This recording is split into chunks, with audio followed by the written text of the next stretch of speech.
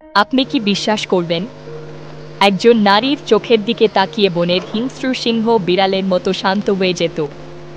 তিনি ছিলেন আফ্রিকার শোকত খিলাফতের রাজকন্যা, যিনি রাজপ্রাসাদের আরাম আয়েশ নয়, বেছে নিয়েছিলেন জ্ঞানের কঠিন পথ। এক হাতে তলোয়ার, অন্য হাতে কলম। ইসলামের ইতিহাসে এমন বীরাঙ্গনা নারী স্কলার খুব কমই দেখা গেছে। তার এক ডাকে হাজার হাজার নারী ঘর ছেড়ে বেরিয়ে আসতেন শুধুমাত্র আল্লাহর দিন শেখার জন্য।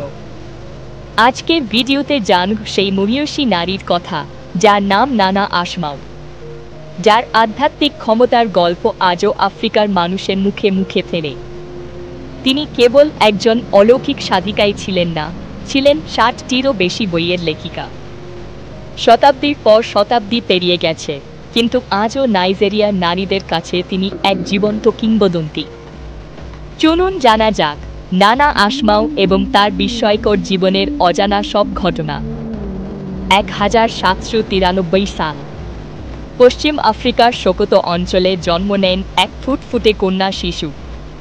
তার বাবা ছিলেন বিখ্যাত ইসলামী সংস্কারক এবং শোকত খিলাফতের প্রতিষ্ঠাতা শেখ ওসমান ডানফরিও। বাবার কাছেই তার হাতেখড়ি। খুব ছোটবেলাতেই তিনি কুরআন হিফজ সম্পন্ন করেন। রাজকন্যা হয়েও তিনি রাজকীয় বিলাসিতা ত্যাগ করে সুফি সাধনার পথ বেছে নিয়েছিলেন। তিনি কেবল একটি নয়, বরং 3টি ভাষায় অনর্গল কথা বলতে ও লিখতে পারতেন। বাবার ইন্তেকালের পর তিনি খিলাফতের আধ্যাত্মিক এবং শিক্ষাগত দায়িত্ব নিজের কাঁধে তুলে নেন। সে সময় নারীরা ছিল শিক্ষার আলো থেকে বঞ্চিত। নানা আশমাও এই অন্ধকার মেনে নিতে পারেননি। তিনি গঠন করলেন ইয়ান তারু বা একত্রিত হওয়া নামের এক নারী সংগঠন।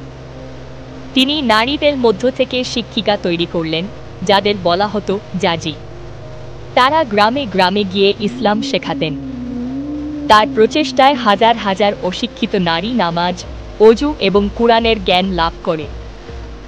তার কণ্ঠে এমন এক জাদু ছিল, যা শুনলে মানুষের হৃদয়ের কঠোরতা দূর হয়ে যেত। আজ নাইজেরিয়ায় যে নারী শিক্ষার প্রসার, তার মূল ভিত্তি স্থাপন করেছিলেন এই মহিয়সী নারী। তার শিক্ষার আলো নাইজেরিয়া ছাড়িয়ে নাইজার এবং ক্যামেরুন পর্যন্ত ছড়িয়ে পড়েছিল। তার জ্ঞান ও ব্যক্তিত্বের সামনে বড় বড় শাসকরাও শ্রদ্ধায় মাথা নত করতেন। শুধু কলম নয়, প্রয়োজনে তলোয়ার ধরতেও তার হাত কাঁপত না। শোকতর গৃহযুদ্ধের সময় তিনি সরাসরি যুদ্ধের ময়দানে উপস্থিত থেকে পরামর্শ দিতেন। খলিফা মুহাম্মদ বেলো যে কোনো জটিল রাজনৈতিক বা সামরিক সিদ্ধান্তে বোনের পরামর্শ নিতেন। তার কূটনৈতিক বুদ্ধিমত্তার কারণে অনেক রক্তক্ষয়ী যুদ্ধ আলোচনার মাধ্যমেই শেষ হয়েছিল। ইতিহাস সাক্ষী, তিনি ছিলেন সত্যিকার অর্থেই এক মুজাহিদা। রাষ্ট্রীয় নীতি নির্ধারণে তার ভূমিকা ছিল অনস্বীকার্য। নানা আশমাওয়ের জীবন আমাদের শেখায় যে জ্ঞান, নেতৃত্ব এবং আধ্যাত্মিকতা কিভাবে একজন নারীকে কিংবদন্তিতে পরিণত করতে পারে। জনশ্রুতি আছে, তিনি যখন জঙ্গলের পথে হাঁটতেন তখন এক অলৌকিক নূর তার সাথে থাকত। একবার এক ক্ষুধার্ত বাঘ তার কাফেলার সামনে চলে আসে। সবাই ভয়ে পালালেও তিনি শান্ত হয়ে দাঁড়িয়ে থাকেন। তিনি বাঘটির চোখের দিকে তাকিয়ে আল্লাহর নাম নিলেন, আর বিস্ময়করভাবে বাঘটি শান্ত হয়ে ফিরে গেল। বলা হয়, বিষাক্ত সাপও তার ইবাদতের সময় পাহারাদারের মতো পাশে বসে থাকত। একবার দীর্ঘ খরায় মানুষ যখন দিশেহারা, তখন তার দোয়ার পরপরই আকাশ ভেঙে বৃষ্টি নামে। তার হাতে স্পর্শে এবং ফু দেওয়া পানিতে অনেক দুরারোগ্য রোগী সুস্থ হয়ে উঠত বলে জানা যায়। প্রখর রোদে সফর করার সময় কখনো কখনো মেঘ বা পাখির ঝাঁক তাকে ছায়া দিত। মানুষ বিশ্বাস করত, তার লেখা আয়াত বা কবিতার পংক্তির সাথে থাকলে কোনো বিপদ স্পর্শ করতে পারবে না। আধ্যাত্মিকতার উচ্চ শিখরে পৌঁছে তিনি প্রায়ই সত্য স্বপ্ন দেখতেন, যা ভবিষ্যতে ফলে যেত। একবার তার ঘরে আগুন লাগলেও অলৌকিকভাবে তার লেখা পবিত্র পাণ্ডুলিপিগুলো আগুনের স্পর্শ থেকে বেঁচে যায়। নৌকাডুবির মতো পরিস্থিতিতেও তার উপস্থিতিতে নদী শান্ত হয়ে যাওয়ার ঘটনা লোকমুখে প্রচলিত। বনের বিশাল হাতিরাও যেন বুঝতে পারত, ইনি সাধারণ কোনো মানবী নন। বলা হয়, তিনি যখন ভাষণ দিতেন তখন মাইক ছাড়াই হাজার হাজার মানুষের কানে তার আওয়াজ সমানভাবে পৌঁছাত। আল্লাহর অলিদের মৃত্যুতে আসমানও কাঁদে। তার বিদায় পুরো সোকোতো রাজ্যের শোকের ছায়া নেমে এসেছিল। আজও মানুষ তার কবরের পাশে গিয়ে দাঁড়ালে এক অদ্ভুত প্রশান্তি অনুভব করে। কোনো অসৎ উদ্দেশ্য নিয়ে কেউ তার কাছে আসতে পারত না, তার আগেই সে ধরা পড়ে যেত। আধ্যাত্মিক চিকিৎসার মাধ্যমে তিনি অনেক মানুষকে মানসিক ও জিনের আঁচড় থেকে মুক্ত করেছিলেন। পশু পাখিরা তার এতটাই আপন ছিল যে বনের পাখিরা নির্ভয়ে তার কাঁধে এসে বসত। সুফি সাধকদের জীবনে অনেক কিছুই সম্ভব, যা সাধারণ যুক্তিতে ব্যাখ্যা করা যায় না। এইসব অলৌকিক ক্ষমতার জন্য তিনি কখনোই গর্ব করতেন না, বরং সবসময় আল্লাহর কাছে সিজদায় পড়ে থাকতেন। তিনি শুধু অলৌকিক নারী ছিলেন না, তিনি ছিলেন একজন উচ্চমানের কবি।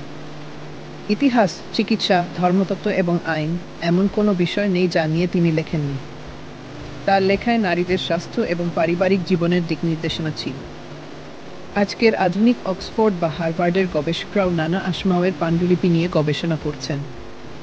নবীজির প্রতি অগাধ ভালোবাসা থেকে তিনি রাসূলের জীবনী নিয়ে অনেক কবিতা লিখেছেন। আরবি না জানা মানুষদের জন্য তিনি স্থানীয় হাউসা ভাষায় ইসলামী সাহিত্য রচনা করেন। আফ্রিকার ইতিহাসে নারী জাগরণের অগ্রদূত হিসেবে তাকে স্মরণ করা হয়। তার বাবা উসমান দান ফোরিয় সংগ্রামের ইতিহাস আমরা নানা আসমাওয়ের লেখার মাধ্যমেই জানতে পারি। এই সেই পবিত্র হাতের লেখা যা শত বছর ধরে সংরক্ষিত আছে। তার কবিতাগুলো আজও নাইজেরিয়ার গ্রামে গ্রামে গানের সুরে গাওয়া হয়। একজন কঠোর শিক্ষিকা হিসেবে তিনি ছাত্রদের ভুলের সংশোধন করে দিতেন।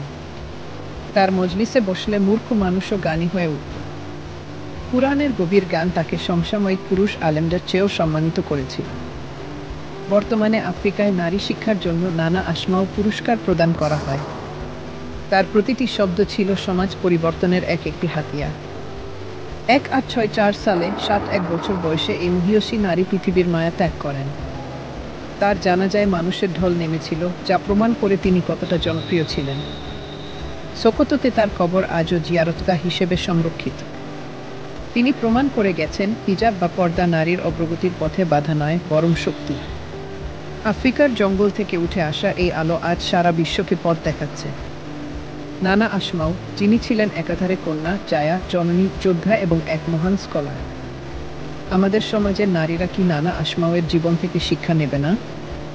জ্ঞান এবং সাহস, এই দুয়ের সমন্বয় হলে একজন মানুষ কতটা উঁচুতে উঠতে পারে, তিনি তার প্রমাণ।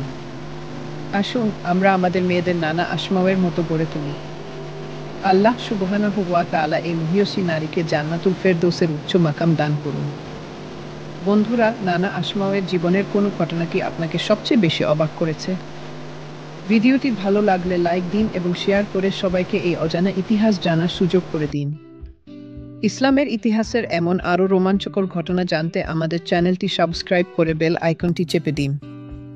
দেখা হবে আগামী ভিডিওতে নতুন কোনো বিষয় নিয়ে। ততক্ষণ ভালো থাকুন, সুস্থ থাকুন।